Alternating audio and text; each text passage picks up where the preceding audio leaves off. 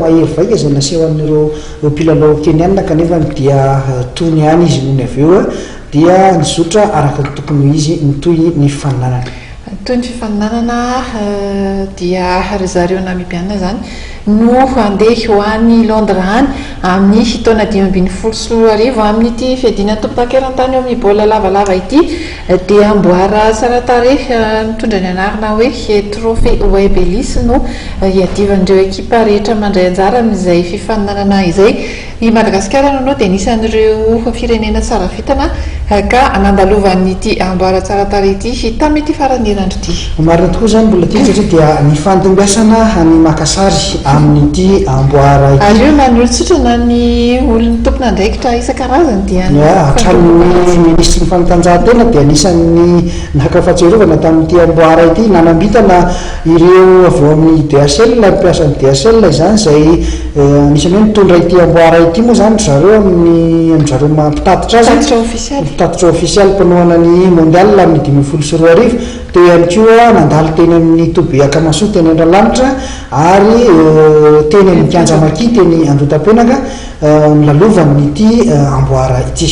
Andeha aratsika ary tamin'ny zoma teo mofo izay rehetrarehetra izay no tranga andeha aratsika anjavan'izy. Nandritra ny 3 andro no nandalo teto Madagasikara ilay amboara Webb Ellis, amboara lehibe tsara tarehy izay idina mandritra ny fiadina tompon-takeran-tany amin'ny taranja baolina lavalava any Londres amin'ny taona 2022. Ny zoma lasa teo ary aloha ny maraina dia nandalo teto amin'ny fohy be toeran'ny orinasa DHL teto Akondrano ity amboara ity ny orinasa izay mpitatitra ofisialy izany amboara izany mandritra izao fandehanany manerana ny tany izao. Avy eo dia nampanalovina tany amin'ny akany Akamaso izay tantanan'ny Père Pedro eny Andralanitra eny ity amboara ity no jerevan'ireo ankizy tezaina eny an-toerana. Niverina teto Antananarivo renivohitra indray izany ny zoma atoandro ka teny amin'ny Kianjamaki Andotapenaka teny. Nandritra izany no niarahany tamin'ny fandarana sahan'ny firenena mikambana mikasika ny sakafo na ny programme alimentaire mondial izany nikarakarana ny lalao ara-pirarahiana roa ho an'ny ankizy lehilahy sy vehivavy izy ity. Ny ity fandaranasan'ny firenena mikambana ity izay miady rahateo amin'izay tsy fandarin-tsakafo izay amin'ny alalan'ny fanatanjahantena amin'ny ankapobeny.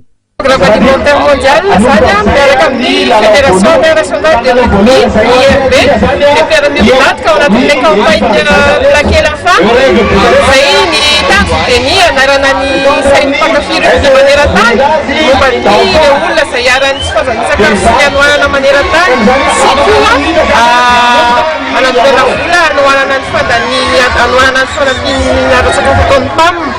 Dia ny hetsika ity izay ahitantsika lalao rugby ifanandrenan'ny ankizy izay toana amin'ny mpamaratsakafo eto Antananarivo dia tafiditra ao anatin'ilay rugby tour izay hetsika ihany koa tafiditra ao anatin'ny fanomanana ny fiadinan'ny amboareran-tany rugby Londres. Fa nandritra n'io andron'ny zoma io ihany avy eo dia noraisiny ambasadin'ny Grande-Bretagne miasa Simona eto amintsika teny amin'ny trano firenena teny Alarby ity amboara Webb Ellis ity.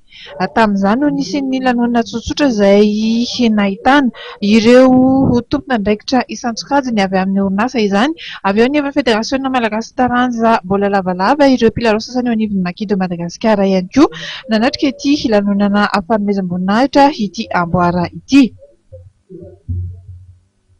Tamin'ity androany ity moa ho famarana izao fitsidiany teto Madagasikara izao dia tetsy amin'ny kianjabeny Mahamasina ny trophée Webb Ellis ka nojereny ireo tonga izay nijery ny lalao fahatelo farany amin'ny kanina 2024 sy 2025 ity. Ny kanina moa izay tsy aivina trano fa dia sady lalao fantsanana andehanana any amin'ny fiadina tompon-takeran-tany afaka heritaona any Londres io ihany.